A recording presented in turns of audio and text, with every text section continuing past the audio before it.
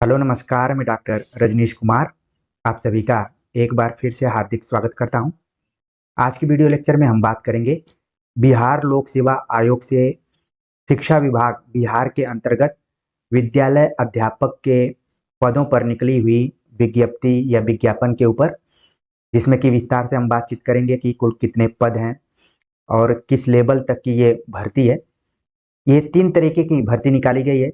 कक्षा 1 से 5 तक, 9 से 10 तक और 11 से 12 तक के बच्चों को पढ़ाने के लिए अलग अलग स्तर पर शिक्षकों की नियुक्ति की जानी है। तो इसमें हम शुरुआत करने जा रहे हैं कि विज्ञापन में एक सुधार किया गया है सरकार द्वारा, जो कि पहले बताया गया था कि इस फॉर्म को वही विद्यार्थी भर सकेंगे जो बिहार राज्य के मूल निवासी होंगे। अब उसमें सुधार करते हुए भारत का नागरिक होना सुनिश्चित किया गया है इसमें। तो यहाँ पर हम जो शुद्धि पत्र है उसको पहले देख लेते हैं, फिर विज्ञापन पर विस्तार से बात करेंगे। हो सकता है कि ये वीडियो थोड़ी लंबी हो जाए, लेकिन अपने लिए आप सभी को देखना है, क्योंकि ये कोई छोटी मोटी भर्ती नहीं है, बल्कि 1,70,000 के आसपास में इसमें पद हैं। तो ये बड़ी वैकेंसी है, इसलिए थोड़ा सा समय देना पड़ेगा। तो जो शुद्धि पत्र दिया गया है कि शिक्षा विभाग बिहार के अंतर्गत विद्यालय अध्यापक के पदों पर नियुक्ति की अनुशंसा हेतु दिनांक 30/5/2023 को आयोग द्वारा प्रकाशित विज्ञापन संख्या 26/2023 में शिक्षा विभाग के अधिसूचना संख्या 12/15 दिनांक 27 जून 2023 के द्वारा बिहार राज्य विद्यालय अध्यापक नियुक्ति, स्थानांतरण, अनुशासनिक कार्रवाई एवं सेवा शर्त नियमावली 2023 के अंतर्गत 5 के पहले उपखंड को प्रतिस्थापित करते हुए भारत का नागरिक हो के आलोक में विज्ञापन की कंडिका 4 में उल्लिखित विद्यालय अध्यापक के पद पर नियुक्ति हेतु अनिवार्य अर्हता के बिंदु 1 भारत का नागरिक हो एवं बिहार राज्य का स्थायी निवासी हो को प्रतिस्थापित करते हुए भारत का नागरिक हो किया जाता है। तो ये मूल यहाँ पर संशोधन किया गया है कि पहले कहा गया था कि भारत का नागरिक हो एवं बिहार राज्य का स्थायी निवासी हो, इसको हटाते हुए अब सिर्फ इतना ही कहा गया कि भारत का नागरिक हो। यानी कि जो विद्यार्थी पहले इस फॉर्म को भरने से वंचित हो रहे थे दूसरे राज्यों के, अब वे भी इस फॉर्म को भर सकेंगे। तो इस तरीके से ये संशोधन है और कहा गया कि बाकी जो भी नियम होंगे वो पहले जैसे ही रहेंगे। और आप देख रहे हैं कि यहाँ पर सिग्नेचर के माध्यम से 27 जून को ये संशोधन किया गया है। ठीक है, तो बाहर के जितने भी विद्यार्थी हैं उनके दृष्टिकोण से ये सकारात्मक है। बाकी आप सभी को मेहनत से इस परीक्षा की तैयारी करनी पड़ेगी, जिस पर कि हम आगे बात करेंगे। चलते हैं, एक नज़र हम दौड़ाते हैं कि इसमें जो भी अलग अलग कक्षाओं के लिए शिक्षकों की नियुक्ति होनी है और उसकी एलिजिबिलिटी क्या है, सीट कितनी है और परीक्षा का पैटर्न क्या है, तनख्वाह कितनी है और जो भी मुख्य चीज़ें हैं उस पर बात करेंगे। अगर आप विज्ञापन का पीडीएफ देखेंगे तो लगभग 15 पेजों का ये पीडीएफ है और इसके अक्षर बड़े छोटे छोटे दिए गए हैं। तो आप इस पर मत जाइए, मैं जहाँ जहाँ इम्पोर्टेंट चीज़ होगा उसको हाईलाइट करूँगा और आप मेरी आवाज़ से टैली करते हुए चीज़ों को अपने दिमाग में रखिएगा। और फिर जैसे ये वीडियो ख़त्म होगी तो इसका पीडीएफ टेलीग्राम चैनल में और अन्य जगह पहले भी आप इसको देख चुके होंगे, लेकिन क्योंकि जब कोई चीज़ बताई जाती है तो दिमाग में ज़्यादा बैठती है, तो उसी चीज़ में हम ध्यान में रखते हुए आप सभी के सामने ये वीडियो बना रहे हैं ताकि आपको ज़्यादातर क्लैरिफिकेशन हो जाए, चीज़ें समझ में आ जाए। तो जब ये विज्ञापन निकला हुआ था तो 1,70,461 पदों के लिए विज्ञापन निकला हुआ था और बताया गया कि इस विज्ञापन हेतु सुयोग्य भारतीय नागरिक तथा बिहार राज्य के स्थायी निवासी उम्मीदवारों से विहित प्रपत्र में ऑनलाइन आवेदन आमंत्रित किए जाते हैं। अब ये चेंज हो गया है, अब आपको भारत का नागरिक होने से ही काम हो जाएगा। बाकी जो फॉर्म है ऑनलाइन है और ये 15 जून से ही भरा जा रहा है और जब मैं वीडियो बना रहा हूँ तो 27 जून हो चुका है। और 12 जुलाई तक भरा जाएगा, जिसकी चर्चा आगे की जाएगी। ठीक है, तो क्योंकि संशोधन हुआ है तो बिहार राज्य के जितने भी विद्यार्थी होंगे वो तो पहले ही फॉर्म को अप्लाई करना शुरू कर दिए होंगे, लेकिन अब जो यहाँ से बाहर के विद्यार्थी हैं उनके लिए एक मौका मिला है, तो वो चाहे तो फॉर्म भरना शुरू कर सकते हैं, ऑनलाइन फॉर्म। अब इसमें बताया गया है कि पहला जो पॉइंट दिया गया है, प्राथमिक विद्यालय के मूल कोटि वर्ग 1 से 5 तक के विद्यालय अध्यापकों के लिए। अब 1 से 5 तक के विद्यालय में आपको जब पढ़ाना होगा तो इसमें 3 कैटेगरी बनाई गई है, सामान्य, उर्दू और बांग्ला। तो सामान्य में सभी विषय आ जाएंगे, बाकी उर्दू और बांग्ला स्पेशलाइजेशन कोटे के तहत एक तरीके से देखा जा सकता है।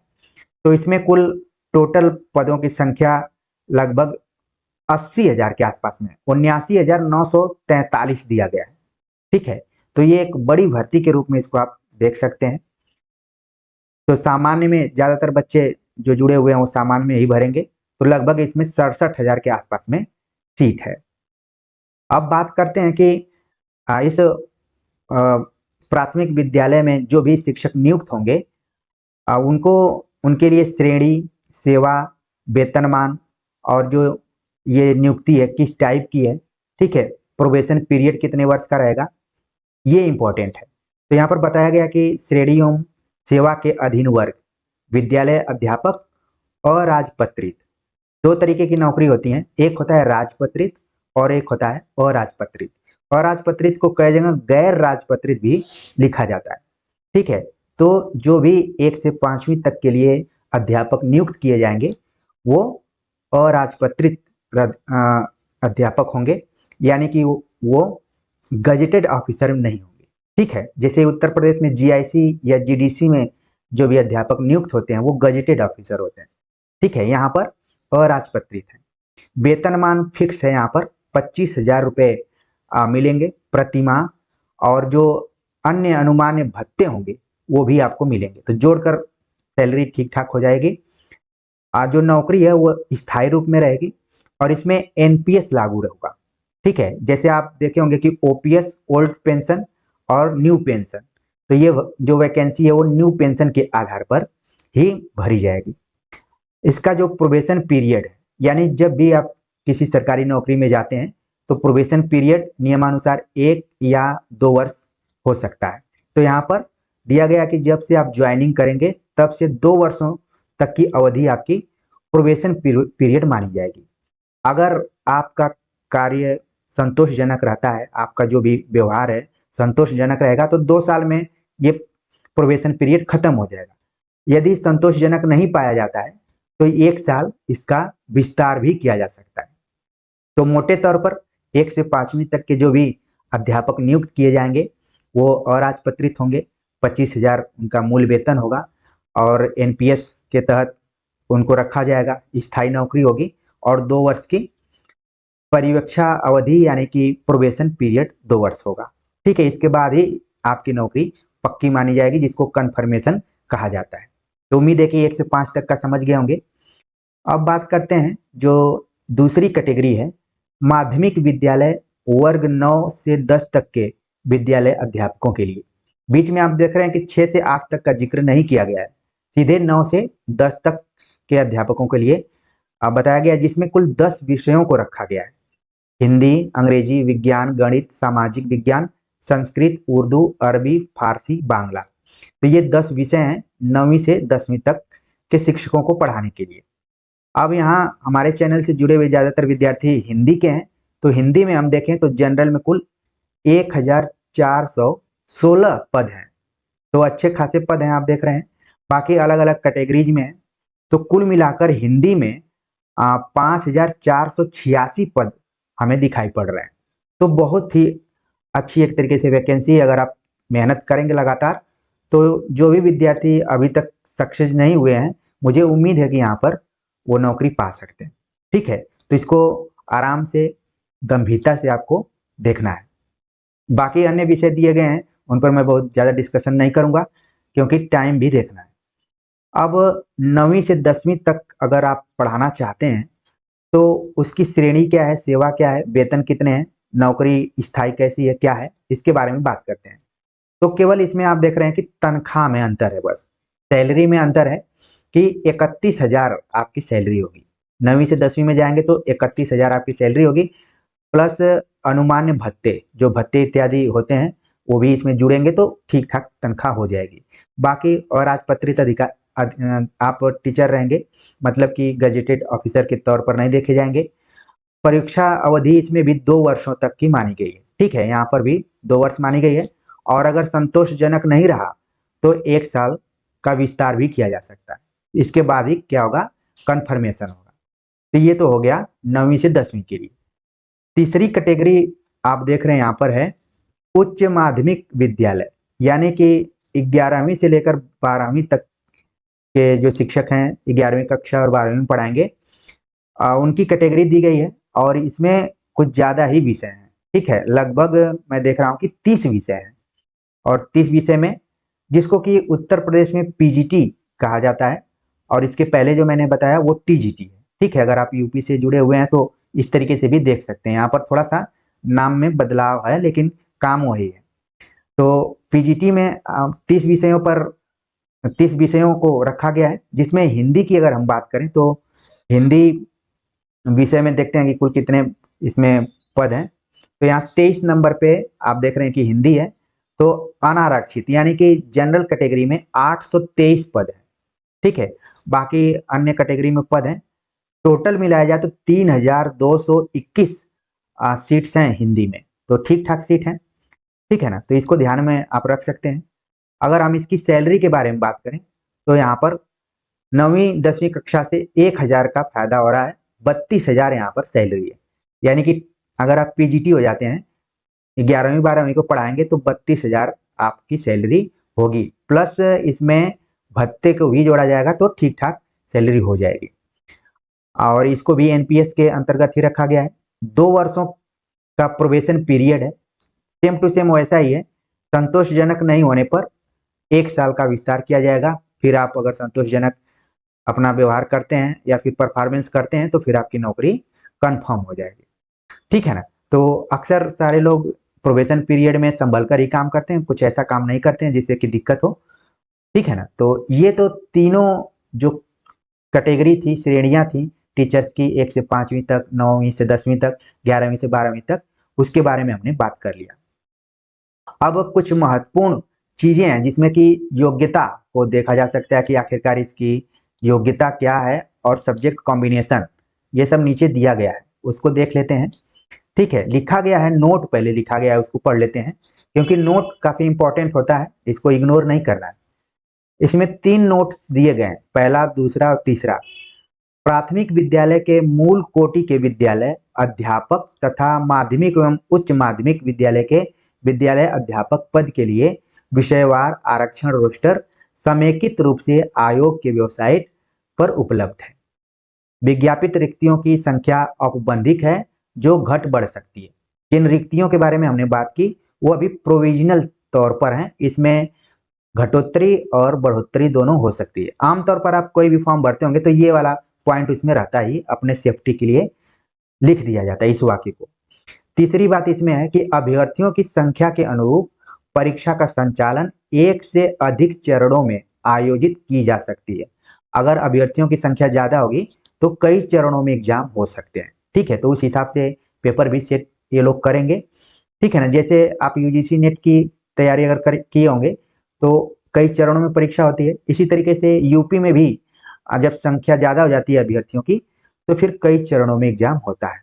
तो क्योंकि 1,70,000 पोस्ट आए हुए हैं तो जाहिर सी बात है कि ये परीक्षा कई चरणों में होगी, ये कंफर्म है। तो ये नोट था। अब यहाँ पर चौथा पॉइंट दिया गया है कि विद्यालय अध्यापक के पद पर नियुक्ति हेतु अनिवार्य अर्हता क्या है। अर्हता मतलब योग्यता क्या है। तो इसमें जो पहला यहाँ पर दिया गया था कि भारत का नागरिक हो एवं बिहार राज्य का स्थायी निवासी हो, अब इसमें क्या हो गया है, संशोधन हो गया है, जिसकी शुरुआत में हमने बात की है कि अब केवल भारत का नागरिक हो ही मान लिया गया है, और दूसरा जो इसमें एवं के बाद है उसको कट कर दिया गया, हटा दिया गया। दूसरा पॉइंट यहाँ पर दिया गया कि विद्यालय अध्यापक के पद पर नियुक्ति हेतु राष्ट्रीय अध्यापक शिक्षा परिषद द्वारा समय समय पर निर्धारित शैक्षणिक एवं प्रशैक्षणिक योग्यता धारित करता हो, जो संप्रति निम्नवत है। तो राष्ट्रीय अध्यापक शिक्षा परिषद, जिसको NCTE भी कहा जाता है, उसके अनुसार आप पूरी योग्यता धारित करते हो या फिर आपके पास योग्यता हो। अब क्या क्या है उसको ABCD में बांटा गया है, ठीक है। तो A को हम पढ़ते हैं, क्या है? विद्यालय अध्यापक के मूल कोटि कक्षा 1 से 5 तक के पद पर नियुक्ति हेतु शैक्षणिक एवं प्रशैक्षणिक योग्यता न्यूनतम 50% अंकों के साथ उच्चतर माध्यमिक अथवा इसके समकक्ष तथा प्रारंभिक शिक्षा शास्त्र में द्विवर्षीय डिप्लोमा, चाहे उसे कोई भी नाम दिया गया। क्योंकि आप अलग अलग जगहों पे पढ़ेंगे तो कई जगह B.Ed, कई जगह पे DLED, ठीक है, कई जगह पे BTC इत्यादि, कुछ भी अलग अलग नाम रहते हैं। तो इसलिए कहा गया कि 50% अंकों के साथ उच्चतर माध्यमिक के साथ आपको प्रारंभिक शिक्षा शास्त्र में डिप्लोमा 2 वर्ष का होना चाहिए। अथवा इसमें कई नियम बताए गए हैं, फिर जब मैं पूरा नियम पढ़ूंगा तो फिर क्लियर हो जाएगा कि आखिरकार है क्या, ठीक है ना। फिर बताया गया कि न्यूनतम 45 अंकों के साथ उच्चतर माध्यमिक अथवा इसके समकक्ष एवं प्रारंभिक शिक्षा शास्त्र में द्विवर्षीय डिप्लोमा, जो राष्ट्रीय अध्यापक शिक्षा परिषद द्वारा 2002 के अनुसार प्राप्त किया गया। अच्छा, यहाँ पर एक सन दे दिया गया, सन 2002, क्योंकि इस वैकेंसी में बहुत तरीके के विद्यार्थी फॉर्म भरेंगे। कई हो सकता है कि सन 2002 के अनुसार उच्चतर माध्यमिक एवं प्रारंभिक शिक्षा शास्त्र में डिप्लोमा सर्टिफिकेट उनके पास हो, तो उस जमाने में 2002 के नियम के अनुसार 45% आपके पास अंक होने चाहिए। तो इसमें कुछ खास लोग ही होंगे, बाकी ऊपर का जो है सामान्य है कि 50% आपके पास होना चाहिए। क्योंकि ये सब जो 50% है, 45% है, ये समय समय पर बदलता रहा। तो सन 2002 के बाद जहां तक मुझे लग रहा है कि हर जगह 50% हो गया, नहीं तो इसके पहले ये 45% था। तो इनको भी लेकर चलना है, इसलिए इस पॉइंट को भी विज्ञापन में जोड़ दिया गया है, ठीक है ना। न्यूनतम 50% अंकों के साथ उच्चतर माध्यमिक तथा 4 वर्षीय प्रारंभिक शिक्षा शास्त्र में स्नातक यानी BLED, जो BLED बच्चे करते हैं उनके दृष्टिकोण से भी यहाँ पर रखा गया है, ठीक है। 50% यहाँ पर भी ध्यान में रखना है। अथवा, लगातार देख रहे हैं अथवा अथवा दिया है। न्यूनतम 50% अंकों के साथ उच्चतर माध्यमिक अथवा इसके समकक्ष तथा शिक्षा शास्त्र विशेष शिक्षा में द्विवर्षीय डिप्लोमा अथवा स्नातक तथा प्रारंभिक शिक्षा में द्विवर्षीय डिप्लोमा अथवा 50% अंकों के साथ स्नातक तथा शिक्षा स्नातक। ये वाला पॉइंट आपको अच्छे से समझ में आ गया होगा, क्योंकि इसी कैटेगरी में ज्यादातर विद्यार्थी हैं कि 1 से 5वीं तक आप पढ़ाने जा रहे हैं, तो आपको पहले तो UG होना चाहिए यानी BA, उसके बाद आपके पास B.Ed की डिग्री होनी चाहिए, ठीक है ना। और UG में 50% अंक आपके होने चाहिए। 45% ऊपर एक जगह दिया हुआ है, वो विशेष परिस्थिति में दिया गया है, जो कुछ खास लोगों के लिए है जो उस नियम के अंतर्गत आते हैं। या फिर यहाँ पर दिया गया है कि न्यूनतम 55% अंकों अथवा उसके समकक्ष ग्रेड के साथ स्नातकोत्तर और 3 वर्षीय एकीकृत B.Ed M.Ed कोर्स आपके पास होना चाहिए।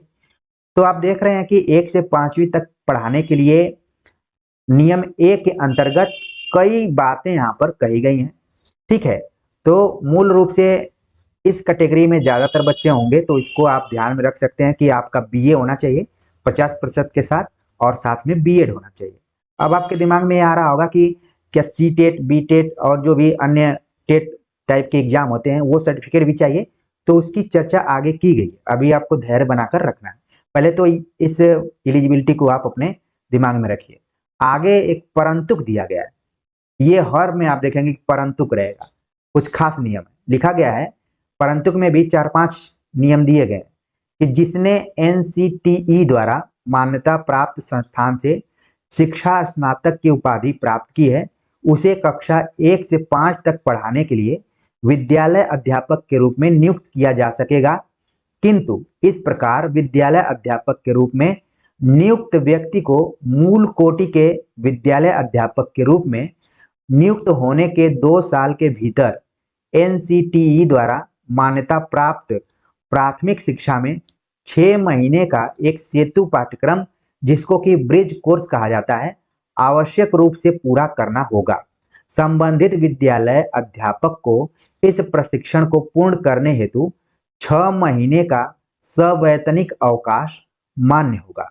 एक नियम यहाँ पर दिया गया कि अगर आप एनसीटीई द्वारा मान्यता प्राप्त शिक्षा में स्नातक की उपाधि की है और आपकी नियुक्ति हो जाती है, तो 2 साल के भीतर आपको एनसीटीई द्वारा ही 6 महीने का एक कोर्स करना पड़ेगा और उस कोर्स को करने के लिए जिस विद्यालय में आप नियुक्त हुए हैं वहां से आपको वेतन के साथ 6 महीने का अवकाश मिलेगा कि आप जाइए अपना कोर्स कंप्लीट कर लीजिए ताकि आप मूल कोटि के अंतर्गत आ जाए। ये विशेष परिस्थिति में, ठीक है ना, इस तरीके के कम विद्यार्थी होते हैं, लेकिन अगर इस कैटेगरी में कोई विद्यार्थी आ जाता है तो उसको एक बार और मौका मिलेगा ये कोर्स करने का। आगे जो दूसरा पॉइंट है कि जिसने भी एनसीटीई से मान्यता प्राप्त किसी संस्थान से 3 वर्षीय एकीकृत बीएड एमएड की योग्यता हासिल कर ली है, उसे कक्षा 1 से 5 तक पढ़ाने हेतु विद्यालय अध्यापक के रूप में नियुक्त किया जा सकेगा, बशर्ते कि विद्यालय अध्यापक के रूप में नियुक्त व्यक्ति को प्राथमिक विद्यालय अध्यापक के रूप में नियुक्ति के 2 साल के भीतर राष्ट्रीय अध्यापक शिक्षा परिषद द्वारा मान्यता प्राप्त प्रारंभिक शिक्षा शास्त्र में अनिवार्य रूप से 6 महीने का ब्रिज कोर्स करना होगा। संबंधित विद्यालय अध्यापक को इस प्रशिक्षण को पूर्ण करने हेतु 6 महीने का सवैतनिक अवकाश मान्य होगा। तो आप यहाँ पर देख रहे हैं कि शिक्षा स्नातक की उपाधि आपने प्राप्त की है और आप एनसीटीई द्वारा आप कोर्स आपको करना होगा 6 महीने के अंदर, तो भी कर सकते हैं।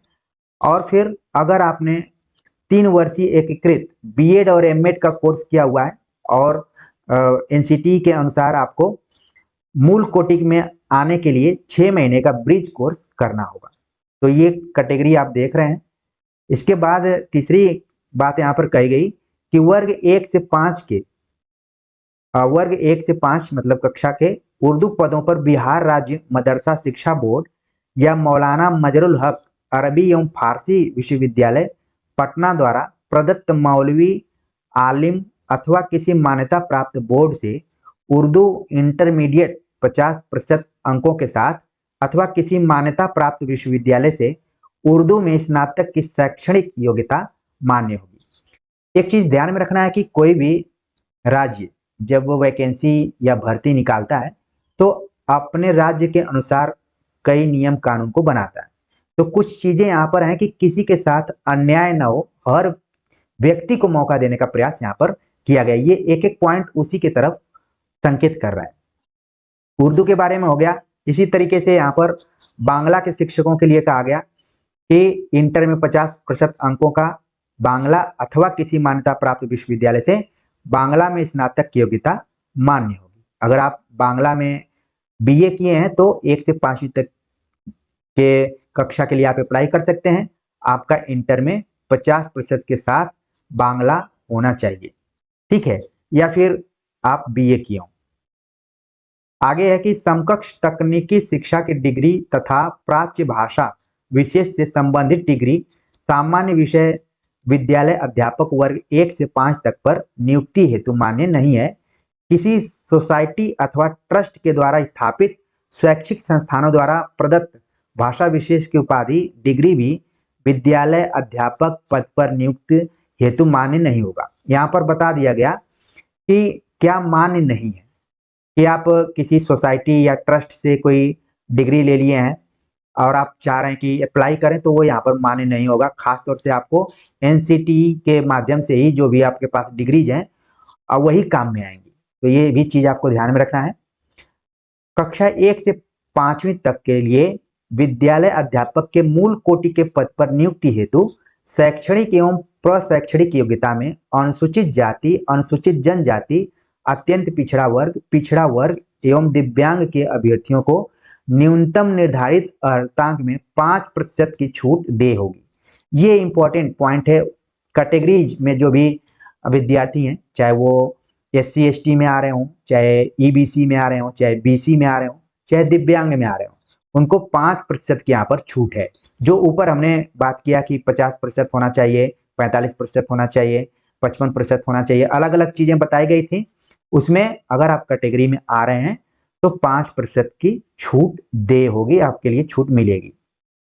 ठीक है, अब यहाँ पर बी जो सेक्शन दिया गया है कि सामान्य विषयों के लिए कक्षा 9वीं से 10वीं तक के विद्यालय अध्यापक के लिए आवश्यक शैक्षणिक एवं प्रशैक्षणिक योग्यता क्या होगी। तो इसमें दिया गया है कि विनिर्दिष्ट विषय समूह में कम से कम 50% अंक सहित किसी मान्यता प्राप्त विश्वविद्यालय से स्नातक अथवा स्नातकोत्तर यानी कि BA या फिर MA में उत्तीर्ण एवं राष्ट्रीय अध्यापक शिक्षा परिषद से मान्यता प्राप्त संस्थान से शिक्षा में स्नातक यानी B.Ed होना चाहिए। यानी आप देख रहे हैं कि 9वीं से 10वीं के लिए आप BA MA भी हो सकते हैं और इसके बाद आपके पास B.Ed की डिग्री होनी चाहिए। ठीक है, और 50% अंक होना चाहिए BA में, अथवा किसी मान्यता प्राप्त विश्वविद्यालय से स्नातक अथवा स्नातकोत्तर में कम से कम 45% अंकों सहित स्नातक स्नातकोत्तर तथा 13/11/2002 को अधिसूचित राष्ट्रीय अध्यापक शिक्षा परिषद के मानकों का निर्धारण या नए पाठ्यक्रम अथवा, इसमें लंबी चौड़ी बात कही गई है, हमें ध्यान में रखना है कि सन 2002 के पहले की ये बात हो, क्योंकि ऊपर में जब हम पढ़ रहे थे तो 1 से 5वीं तक में भी यही कहा गया था और यहाँ भी यही बात कही गई है। तो जो विद्यार्थी सन 2002 के नियमों के अनुसार आ रहे हैं उनको 45% चाहिए, बाकी इससे जो अलग है उनको 50% चाहिए। फिर बात कही गई कि अथवा राष्ट्रीय अध्यापक शिक्षा परिषद से मान्यता प्राप्त किसी भी संस्थान से विनिर्दिष्ट विषय समूह में B.Ed या BSc एड की 4 वर्षीय उपाधि होनी चाहिए। तो खासतौर से आपको ध्यान में रखना है कि 9वीं 10वीं पढ़ाना है तो आपके पास BA होना चाहिए और B.Ed होना चाहिए, ये तो इम्पोर्टेंट है। इसके साथ अगर आप MA किए हैं तो भी आपके लिए कोई दिक्कत नहीं है। 50% के साथ ये आप डिग्री पूरा कंप्लीट किए हों। इसमें भी परंतु की बात कुछ कही गई है। क्या कही गई है? परंतु को ज्यादा ध्यान में रखना है। कहा गया कि कक्षा 9 से 10 तक के लिए विद्यालय अध्यापक के पद पर नियुक्ति हेतु शैक्षणिक एवं प्रशैक्षणिक योग्यता में अनुसूचित जाति, अनुसूचित जनजाति, अत्यंत पिछड़ा वर्ग एवं दिव्यांग के अभ्यर्थी को न्यूनतम निर्धारित अर्हतांक में 5% की छूट दे होगी। यानी यहाँ पर भी आप देख रहे हैं कि जो भी लोग कैटेगरी इत्यादि में हैं उनको 5% की छूट दी जा रही है। जहाँ पर 50% है वहाँ पर 45 हो जाएगा, जहाँ 45 वहाँ 40 हो जाएगा। तो इस तरीके से ये लोग इसका लाभ उठा सकते हैं। ठीक है, तो ये तो हो गया 9वीं से 10वीं तक का। अब सब्जेक्ट कॉम्बिनेशन को लेकर भी कई विद्यार्थी कंफ्यूजन में हो सकते हैं कि उनका सब्जेक्ट कॉम्बिनेशन सही है कि गलत है। खासतौर से आप बिहार जैसे राज्य में देखेंगे तो यहाँ पर ऑनर्स की डिग्री ज़्यादातर दी जाती है। ठीक है, तो उन विद्यार्थियों को तो ज़्यादा दिक्कत नहीं होगी, लेकिन जहाँ पर BA प्रोग्राम इत्यादि चलता है उनको अपना सब्जेक्ट कॉम्बिनेशन को मिलाना पड़ेगा। जैसे BHU में भी ऑनर्स ही चलता है, बाकी जैसे पूर्वांचल इत्यादि में है तो वहाँ पर BA प्रोग्राम चलता है। DU में भी कई जगहों पे ऑनर्स चलता है, कई जगहों पे प्रोग्राम कोर्सेज होते हैं। तो यहाँ पर बताया गया है कि कक्षा 9 से 10 तक के विद्यालय अध्यापक के पद पर नियुक्ति हेतु विषय समूह निम्नमत होगा। क्या होगा? इसमें गणित के बारे में बात की गई है, विज्ञान, सामाजिक विज्ञान, भाषा से संबंधित विषय। यानी 9वीं से 10वीं कक्षा में पढ़ाने के लिए आपका सब्जेक्ट कॉम्बिनेशन क्या होना चाहिए, ध्यान में रखिए। अगर आप गणित के बारे में बात करें तो स्नातक स्तर पर यानी BA स्तर पर गणित के साथ भौतिकी, इलेक्ट्रॉनिक्स, कंप्यूटर साइंस, रसायन विज्ञान, सांख्यिकी विषय में से कोई 2 विषय स्नातक स्तर पर पठित हो, अथवा इंजीनियरिंग से स्नातक जिसमें गणित की विशेषज्ञता हो। तो जो भी विद्यार्थी मैथ से फॉर्म भर रहे हैं तो वो देख लें कि जब वो मैथ पढ़ रहे थे, वैसे जैसे आपने सुना होगा कि एक ग्रुप होता है PCM, ठीक है, फिजिक्स केमिस्ट्री मैथ, तो ये तो आइडियल ग्रुप हो गया। बाकी कुछ विद्यार्थी होते हैं जो प्रयोग के दौर से गुजरते हैं, तो कुछ इधर उधर का सब्जेक्ट ले लेते हैं। तो देखना है आपको कि गणित के साथ क्या होगा, भौतिकी, इलेक्ट्रॉनिक्स, कंप्यूटर साइंस, रसायन विज्ञान, सांख्यिकी, इसमें से कोई दो विषय स्नातक स्तर पर आपके द्वारा पढ़ा गया हो, या फिर इंजीनियरिंग से स्नातक में गणित आप लिए हो। ठीक है ना, तो देख लीजिए आप अपने कॉम्बिनेशन के आधार पर। अब बात करते हैं विज्ञान से, अगर कोई भरना चाह रहा है तो स्नातक स्तर पर यानी बीए स्तर पर जंतु विज्ञान, जिसको कि प्राणी विज्ञान भी कहा जाता है, वनस्पति विज्ञान एवं रसायन शास्त्र विषय में पठित हो, अथवा इंजीनियरिंग से स्नातक इसमें विज्ञान की विशेषज्ञता हो। तो साइंस में जब आप पढ़ेंगे तो जंतु विज्ञान, वनस्पति विज्ञान, रसायन, ठीक है, जिसे बायोलॉजी वाला जो ग्रुप होता है, तो वो आपका सब्जेक्ट कॉम्बिनेशन निर्धारित कर देगा। आप कम से कम 2 साल तक स्नातक में इसमें से 2 विषय पढ़े हो। सामाजिक विज्ञान, इसके अंतर्गत बताया गया कि स्नातक स्तर पर सहायक विषय या प्रतिष्ठा विषय, ठीक है, प्रतिष्ठा को हिंदी में ऑनर्स भी कहा जाता है। तो प्रतिष्ठा विषय के अंतर्गत इतिहास, भूगोल, अर्थशास्त्र एवं राजनीति शास्त्र में से किसी 2 विषय में उत्तीर्ण हो, जिसमें अनिवार्य रूप से एक विषय इतिहास या भूगोल अवश्य हो। तो अगर आप सामाजिक विज्ञान से फॉर्म भरना चाहते हैं तो इतिहास और भूगोल विषय जरूर आपके ग्रेजुएशन या बीए में होने चाहिए, जिससे कि आपको दिक्कत नहीं होगी। अब है यहाँ पर भाषा से संबंधित विषय। अब भाषा में हमारा विषय भी आ जाएगा हिंदी, अंग्रेजी, संस्कृत और जो भी भाषाएं हैं, उर्दू इत्यादि। तो उसमें कहा गया कि भाषा से संबंधित विषय में माध्यमिक शिक्षक के पद हेतु भाषा से संबंधित विषयों में संबंधित भाषा विषय के रूप में स्नातक स्तर पर पठित होना अनिवार्य है। यानी कि जिस विषय से, जिस भाषा से आप ग्रेजुएशन किए होंगे, बीए किए होंगे, उसी भाषा से आप 9वीं 10वीं में फॉर्म अप्लाई कर सकते हैं। जैसे देखने में आता है कि कई विद्यार्थी जो कि बीएससी किए बाद में हिंदी विषय से एमए कर लिए, तो ऐसे विद्यार्थी 9वीं 10वीं तक के फॉर्म को नहीं भर पाएंगे, क्योंकि स्नातक स्तर पर आपके पास भाषा से संबंधित विषय होना ही चाहिए, अनिवार्य है ये एकदम से। ठीक है, तो जिसका बीए में हिंदी होगा वो एकदम निश्चिंत रहे, वो फॉर्म को भर सकता है। यहाँ पर यूपी जैसे लफड़ा नहीं है कि हिंदी के साथ संस्कृत होना चाहिए, ये सब यहाँ पर नहीं है, इस चीज को ध्यान में रखना है। अब बात करते हैं डी सेक्शन के अंतर्गत कक्षा 11वीं से 12वीं तक के विद्यालय अध्यापक के लिए क्या नियम है। ठीक है, तो इसमें वही बताया गया कि कम से कम 50% अंकों सहित किसी मान्यता प्राप्त विश्वविद्यालय से स्नातकोत्तर उत्तीर्ण होना चाहिए, यानी कि एमए आप पास हो 50% अंकों के साथ, और इसके बाद आपके पास बीएड की डिग्री हो। ठीक है, बीएड की डिग्री हो, 50% एमए और फिर बीएड। या फिर वही बात घूमकर फिर आ गई कि 2002 के अनुसार एनसीटी के पहले अगर आपने ये सब कोर्स कर लिया है, एमए इत्यादि, तो आपको 45% अंक होने चाहिए और साथ में बीएड होना चाहिए। या फिर कहा गया कि किसी मान्यता प्राप्त विश्वविद्यालय से कम 50% अंकों सहित विनिर्दिष्ट विषय में स्नातकोत्तर तथा राष्ट्रीय अध्यापक शिक्षा परिषद से मान्यता प्राप्त किसी भी संस्थान से बीएड, बीएससी एड आपके पास डिग्री होनी चाहिए। तो ज्यादातर विद्यार्थियों के पास यही एमए 50% और बीएड की डिग्री होगी, तो वो आराम से इस फॉर्म को भर सकते हैं। फिर इसमें बताया गया, आगे एक और नियम दिया गया अथवा करके, कि न्यूनतम 55% अंकों तथा उसके समकक्ष ग्रेड के साथ विनिर्दिष्ट विषय में स्नातकोत्तर तथा 3 वर्षीय एकीकृत बीएड एमएड अगर कोर्स किए हो तो आप इस फॉर्म को भर सकते हैं। परंतु यहाँ पर दिया है वही छूट वाली बात है कि अगर आप एससी, एसटी, ओबीसी, बीसी, दिव्यांग कैटेगरी में है तो आपको 5% की छूट मिल जाएगी। तो देखिए यहाँ पर जो भी हम बात कर रहे हैं वो सैद्धांतिक तरीके से बातें कर रहे हैं। जैसे ही आप फॉर्म को अप्लाई करने जाएंगे तो धीरे धीरे चीजें और क्लियर होती जाएंगी कि कौन फॉर्म भर सकता है, कौन नहीं भर सकता। अभी आप अपने दिमाग में रखिए कि मैं उस एलिजिबिलिटी के पास हूं कि नहीं, आप अपने को मापिए। ठीक है, अब यहाँ पर 11वीं 12वीं के लिए भी सब्जेक्ट कॉम्बिनेशन दिया हुआ है। इस सब्जेक्ट कॉम्बिनेशन 11वीं से 12वीं तक के विद्यालय अध्यापक के पद नियुक्ति हेतु विषय समूह निम्नवत होगा। अगर आप फिजिक्स में अप्लाई करना चाहते हैं तो आपको पढ़ना होगा physics, electronics, applied physics, nuclear physics.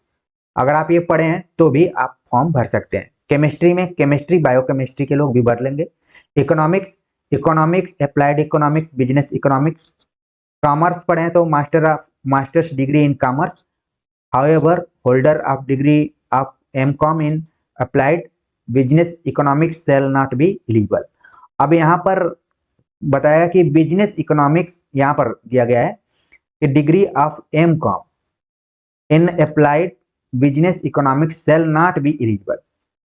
तो जो लोग एमकॉम के अंतर्गत अप्लाइड और बिजनेस इकोनॉमिक्स पढ़े हुए हैं वो इसके लिए एलिजिबल नहीं है। बस आपको एमकॉम होना चाहिए, मास्टर डिग्री आपका होना चाहिए एमकॉम में। अगर आप उसकी किसी शाखा से किए हैं तो फिर एलिजिबल नहीं है।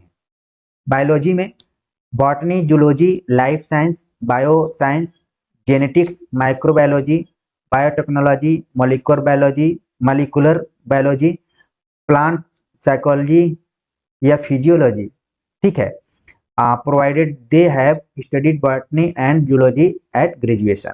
तो बायोलॉजी के साथ जो सब्जेक्ट कॉम्बिनेशन दिया गया आप इसमें देख सकते हैं अपना।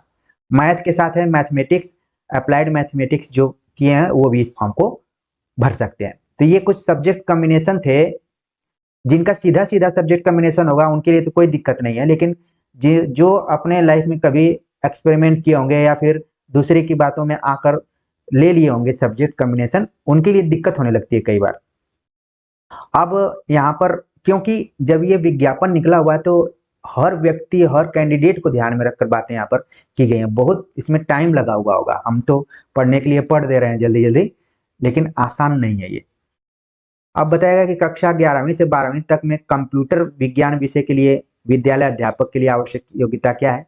तो न्यूनतम 50% के साथ किसी संस्थान मान्यता प्राप्त विश्वविद्यालय से DOESCC स्तर से A सर्टिफिकेट आपके पास होना चाहिए।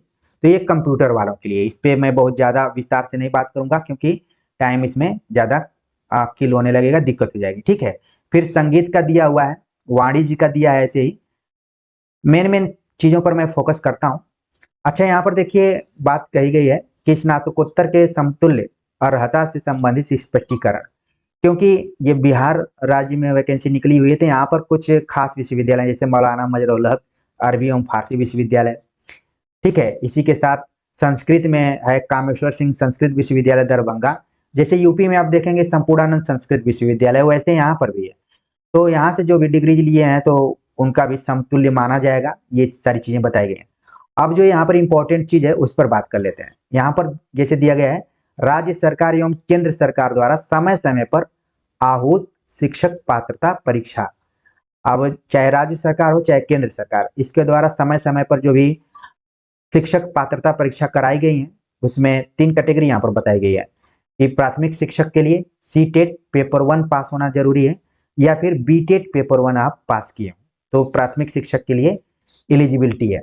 तो अभी तक हम बात कर रहे थे कि BA होना चाहिए, फिर B.Ed होना चाहिए।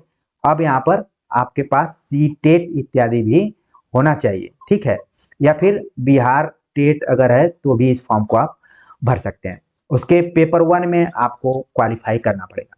दूसरा यहाँ पर दिया गया है माध्यमिक विद्यालय के अध्यापकों के लिए STET पेपर 1 और उच्च माध्यमिक के लिए STET पेपर 2। अच्छा, बिहार में पहले STET के भी एग्जाम हुआ करते थे। अब न्यूज में आया हुआ था कि अब कोई टेट इत्यादि नहीं होगा, CTET जो होंगे वही लोग फॉर्म भर सकते हैं, ठीक है ना। तो यहाँ पर बताया गया है क्योंकि ये जो विज्ञापन निकला है पहले तो बिहार को ध्यान में रखकर ही निकाला गया था। यहाँ पर भी थोड़ा सा, जैसे यहाँ पर सुपर टेट, यहाँ पर ये टेट लिखा हुआ है तो सुपर टेट नहीं है, बल्कि ये क्या है, सेकेंडरी टीचर एलिजिबिलिटी टेस्ट है, ठीक है। तो यहाँ पर 2 पेपर हैं। पेपर 1 अगर आप 9वीं से 10वीं तक पढ़ाना चाहते हैं तो आपको STET पेपर 1 में क्वालिफाई होना पड़ेगा, और अगर आप 11वीं से 12वीं पढ़ाना चाहते हैं तो पेपर 2 में आप क्वालिफाई हो। तो ये पहले एग्जाम हुआ करते थे। अभी सबसे लेटेस्ट जो एग्जाम हुआ था वो कॉमर्स विषय में हुआ था, ठीक है। बाद में सरकार ने ये कर दिया है कि CTET से ही काम चल जाएगा, आप किसी भी प्रकार का टेट एग्जाम नहीं होगा। तो सी टेट वाले भी अब इसको भर सकते हैं। यहाँ पर परंतु विधि दिया गया कि वर्ष 2012 से पूर्व नियुक्त एवं कार्यरत शिक्षक जो दक्षता परीक्षा उत्तीर्ण होंगे उनके लिए शिक्षक पात्रता में उत्तीर्णता अनिवार्य नहीं होगी। थोड़ी सी विज्ञापन की जो भाषा शैली आप देख रहे हैं थोड़ी कठिन है। तो यहाँ पर यह कहा गया कि सन 2012 के पहले जो भी शिक्षक नियुक्त हुए हैं और वो दक्षता परीक्षा उत्तीर्ण हो गए हैं, क्योंकि समय समय पर शिक्षकों की दक्षता परीक्षा भी होती रही है, तो वो पास हैं, तो उनके लिए ये सब जो भी एलिजिबिलिटी टेस्ट हैं शिक्षक पात्रता वो जरूरी नहीं है, अनिवार्य नहीं होंगे, लेकिन बशर्ते आपको दक्षता परीक्षा उत्तीर्ण होना। तो ये ऐसे शिक्षकों के लिए जो पहले से कार्यरत हैं, तो जो न्यू कमर हैं उनके लिए नहीं है, पहले वालों के लिए है।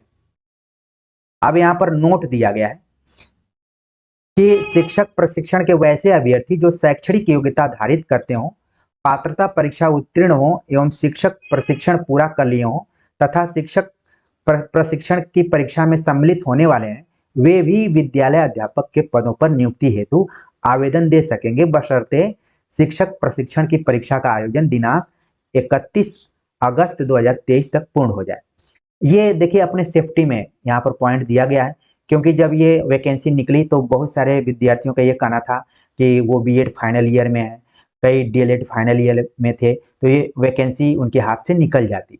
तो उनके लिए कहा गया कि आप भी फॉर्म भर सकते हैं, लेकिन 31 अगस्त तक के पहले आपके पास पूरी डिग्री होनी चाहिए, आप फॉर्म भरने के लिए भर सकते हैं। और ये भी आप देखेंगे कि इसमें काउंटिंग किया जा रहा है, अटेम्प्ट काउंट किया जा रहा है कि 3 अटेम्प्ट होने चाहिए, और जो अपियरिंग में भरेगा उसका पहला अटेम्प्ट माना जाएगा। अगर वो सक्सेस नहीं होता है तो मानकर चले कि एक अटेम्प्ट उसका खत्म हो गया।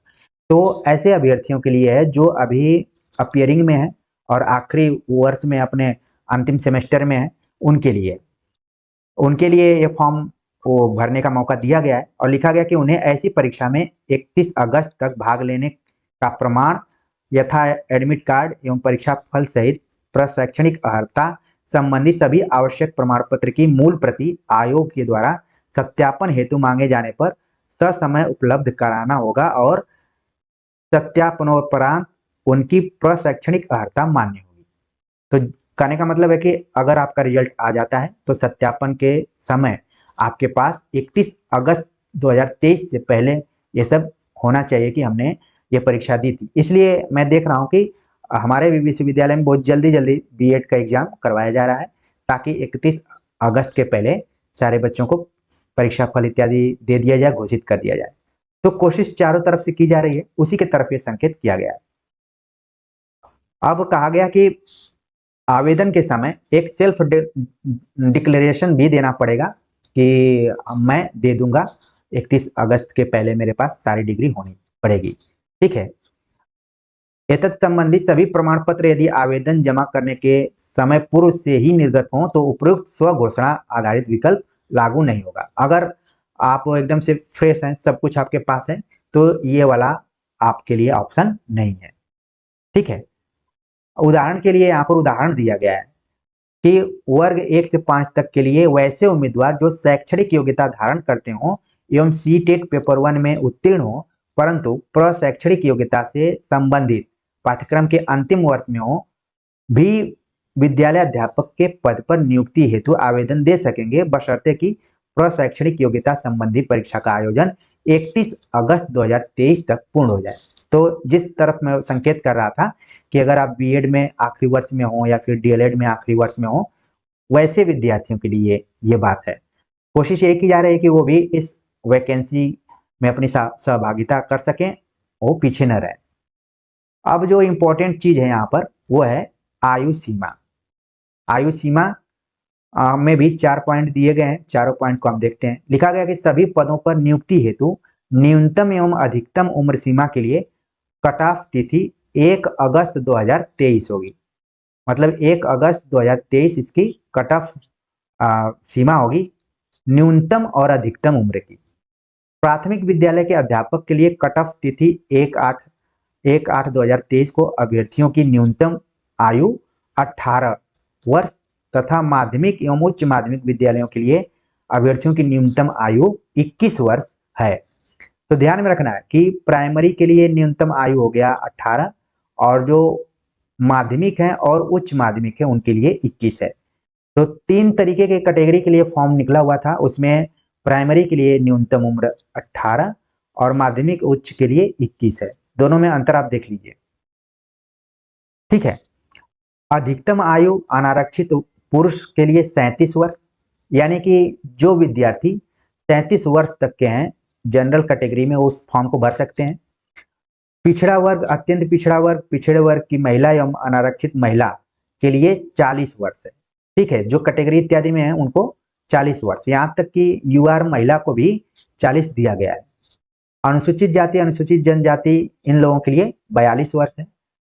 वार्धक्य सेवानिवृत्ति की आयु 60 वर्ष निर्धारित है और आपका जब 60 वर्ष हो जाएगा तो आप रिटायरमेंट के कगार पर भी चले जाएंगे।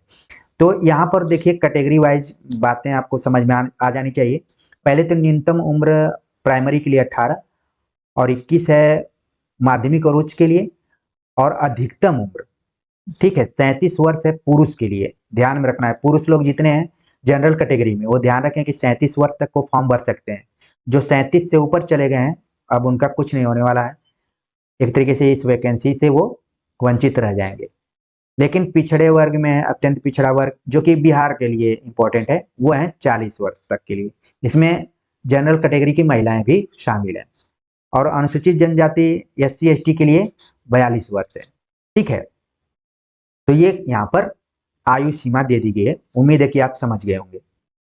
आयु सीमा में छूट भी यहाँ पर दिया गया है कि इस नियमावली के प्रवृत्त होने के पूर्व पात्रता परीक्षा से उत्तीर्ण होने वाले प्रशिक्षित अभ्यर्थियों को इस नियमावली के प्रवृत्त होने के पश्चात या नियुक्ति के प्रथम समव्यवहार में अधिकतम आयु सीमा में 10 वर्ष की छूट दिनांक 1/8/2023 को आधार मानकर दे होगी। अब आयु में छूट क्या है कि इस नियमावली के प्रवृत्त होने के पूर्व पात्रता परीक्षा में उत्तीर्ण होने वाले प्रशिक्षित अभ्यर्थियों को 10 वर्ष की यहाँ पर छूट दे दी गई है। तो ये भी, इसमें भी कम लोग आएंगे, बाकी जो ऊपर दिया गया है उसको आपको ज्यादा ध्यान में रखना है। अब यहाँ पर परंतुक दिया गया है, परंतुक जब भी आ रहा है तो सावधानी के लिए ही आ रहा है। इसमें बताया गया कि माध्यमिक शिक्षा पात्रता परीक्षा 2019 में उत्तीर्ण प्रशिक्षित अभ्यर्थी जो वर्तमान विज्ञापन के तहत आवेदन करते हैं उनके लिए अधिकतम आयु सीमा में छूट 1/8/2019 को आधार मानकर दे होगी। इसी प्रकार वाणिज्य संकाय के लिए माध्यमिक शिक्षक पात्रता परीक्षा 2022 में उत्तीर्ण अभ्यर्थी जो वर्तमान विज्ञापन के तहत आवेदन करते हैं उनके लिए अधिकतम आयु छूट में सीमा में छूट 1/8/2022 के कट ऑफ डेट के अनुसार गणना की जाएगी। दूसरा पॉइंट दिया गया कि माध्यमिक शिक्षक पात्रता परीक्षा 2019 में उत्तीर्ण होने वाले कंप्यूटर विज्ञान के अभ्यर्थियों को अधिकतम आयु सीमा में 8 वर्ष की छूट 1/8/2019 के आधार पर दे होगी। पंचायती राज संस्था एवं नगर निकाय संस्था अंतर्गत नियुक्त एवं कार्यरत शिक्षकों के लिए अधिकतम आयु सीमा शिथिल रहेगा। सामान्य प्रशासन विभाग बिहार के संकल्प ज्ञापांक दिनांक 22/1/2021 के आलोक में अधिकतम आयु सीमा के अतिरिक्त दिव्यांगों को अधिकतम उम्र सीमा में 10 वर्ष की छूट अनुमान्य होगी।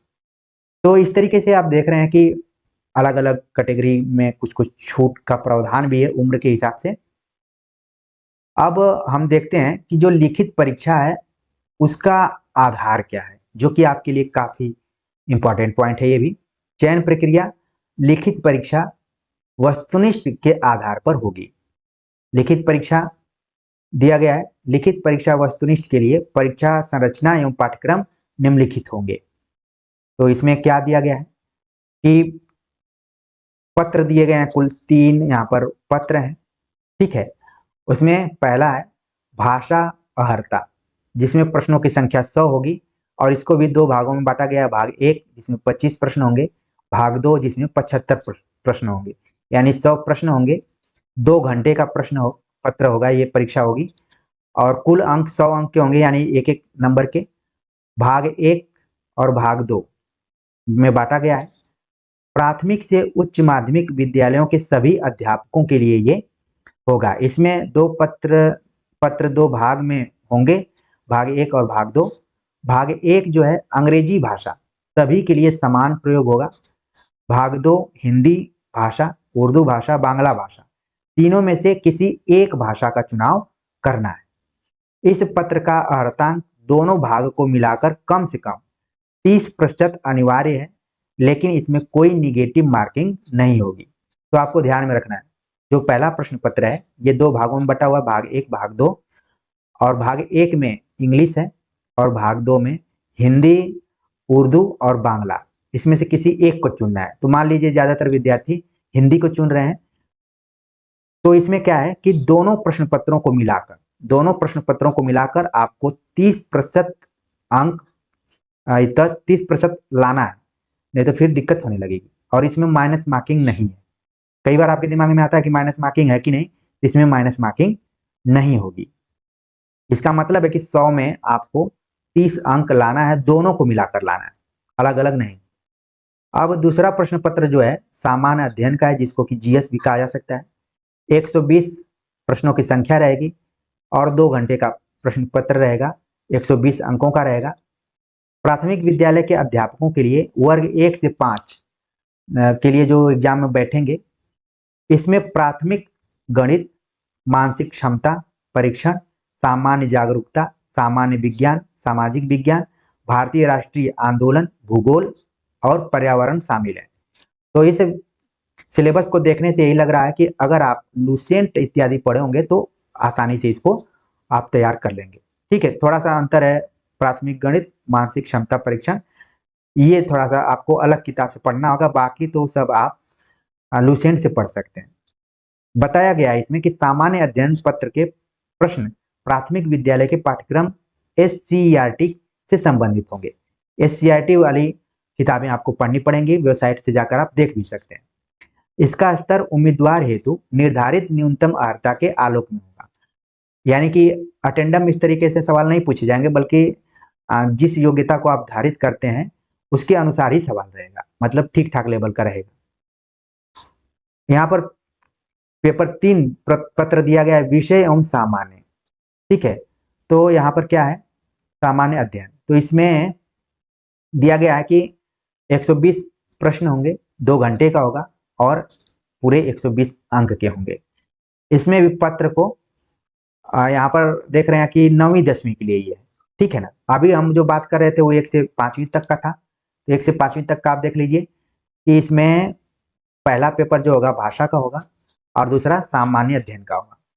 क्या क्या होगा सब मैंने बात कर लिया।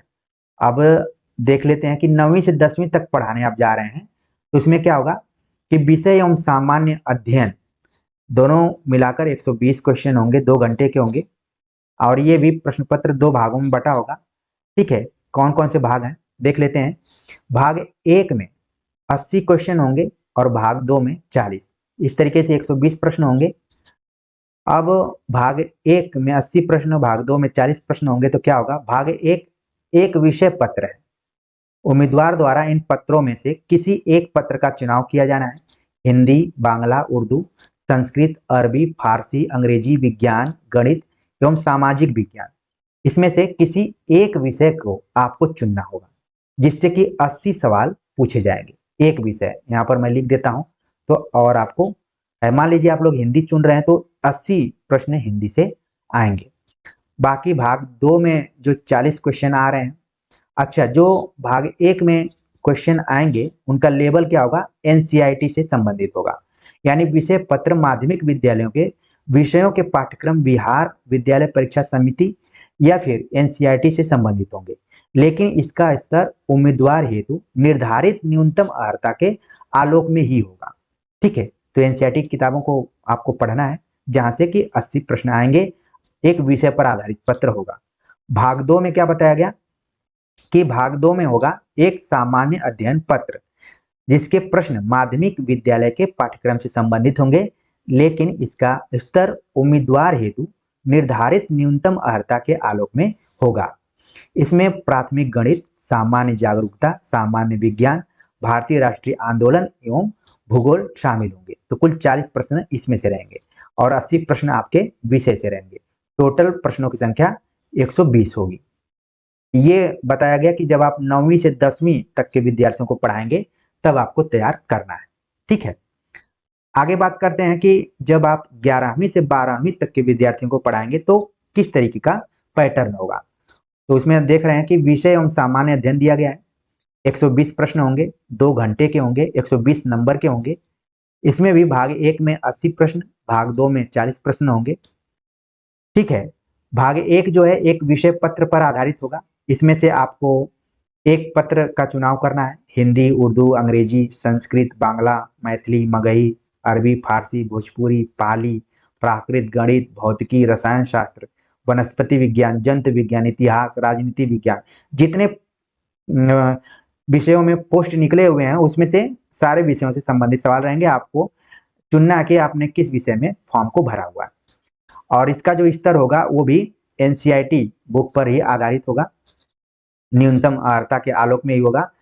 और 40 क्वेश्चन जो होंगे वो सामान्य अध्ययन के पत्र होंगे, जिसमें आपको प्राथमिक गणित, सामान्य जागरूकता, सामान्य विज्ञान, भारतीय राष्ट्रीय आंदोलन एवं भूगोल शामिल होगा। तो इस तरीके से आप देख रहे हैं कि जैसे 9वीं से 10वीं तक का था वैसे ही 11वीं से 12वीं, बस इसमें विषय का और क्या हो रहा है, विस्तार हो जा रहा है। ठीक है, तो इस हिसाब से आप तीनों कैटेगरी में जो भी फॉर्म आए हुए हैं 1 से 5वीं तक, 9वीं से 10वीं तक, 11वीं से 12वीं तक के विद्यालयों के अध्यापकों के पाठ्यक्रम को आप समझ गए होंगे। अब नीचे कुछ चीजें हैं जिन पे हम देख लेते हैं। इसमें बताया गया कि जो परीक्षा होगी, लिखित परीक्षा होगी, वस्तुनिष्ठ होगी, एमसीक्यू पर आधारित होगी।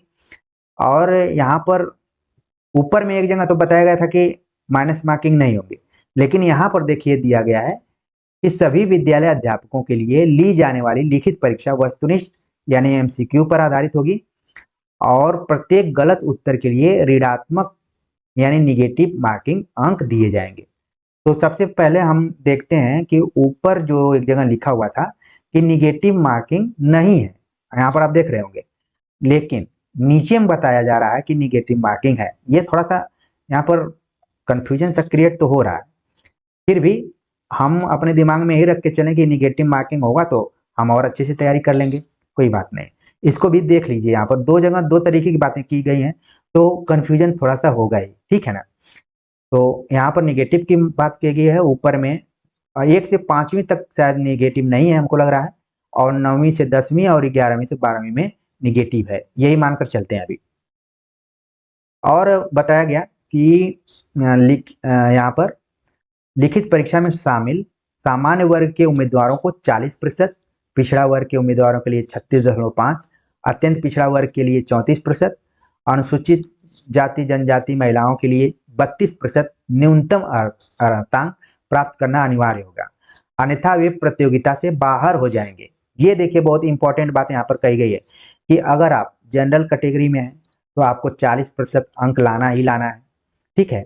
और अगर आप बीसी में हैं, ठीक है, तो आपको 36.5% लाना है।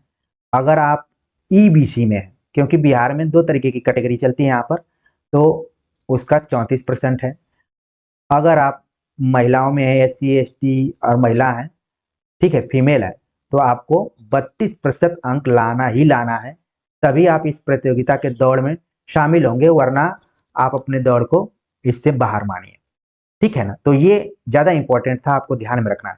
जो बच्चे यहाँ तक कंसंट्रेट होकर सुन रहे होंगे उनको जरूर क्लियरिटी हुई होगी। बाकी अगर बीच में से कोई स्किप करके भाग गया होगा तो मैं नहीं कुछ कह पाऊंगा, क्योंकि मैं लगातार जो बकबक कर रहा हूँ वो समझाने के लिए ही कर रहा हूँ। चलिए, अब जो इंपॉर्टेंट चीज यहाँ पर एक और है, क्योंकि हर चीज इंपॉर्टेंट है, क्योंकि विज्ञापन है तो हमें एक एक चीज समझना होगा।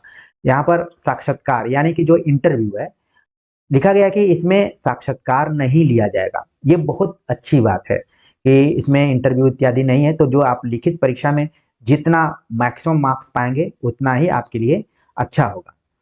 इंटरव्यू होना चाहिए था, कुछ नंबरों का जरूर होना चाहिए था, लेकिन नहीं है तो आपके लिए बेहतर है। आप अभी से ये मानकर चलिए कि ये वैकेंसी आपके हाथ में है, आप जितना अच्छा परफॉर्मेंस करेंगे उतना ही अच्छा नंबर आपको मिलेगा। इंटरव्यू नहीं है तो इंटरव्यू नहीं है, इसको बिल्कुल ध्यान में से हटा दीजिए। लिखा गया कि मेधा सूची कैसे तैयार की जाएगी, ये अंदर की बात एक तरीके से बता रहा है यहाँ पर कि लिखित परीक्षा के परिणाम के आधार पर आयोग सफल अभ्यर्थियों की औपबंधिक मेधा सूची तैयार करेगा, लिखित परीक्षा वस्तुनिष्ठ के कुल प्राप्तांक समान होने की स्थिति में पहले उम्र तथा उम्र में समानता होने पर देवनागरी लिपि में वर्णमाला के अनुसार नाम वाले उम्मीदवार को वरीयता दी जाएगी। मान लीजिए कोई विद्यार्थी है जो कि 50 नंबर पाया, मान लीजिए कोई ए नाम का विद्यार्थी है, इनको 50 नंबर मिला, और कोई बी नाम का विद्यार्थी है, इनको भी 50 नंबर का मिला। तो यहाँ पर अंक बराबर हो गए, ठीक है। तो अब आगे किसको माना जाएगा? ए वाले को माना जाएगा। यहाँ पर यही कहा जा रहा है कि जो देवनागरी लिपि में वर्णमाला के अनुसार नाम वाले उम्मीदवार को वरीयता ली।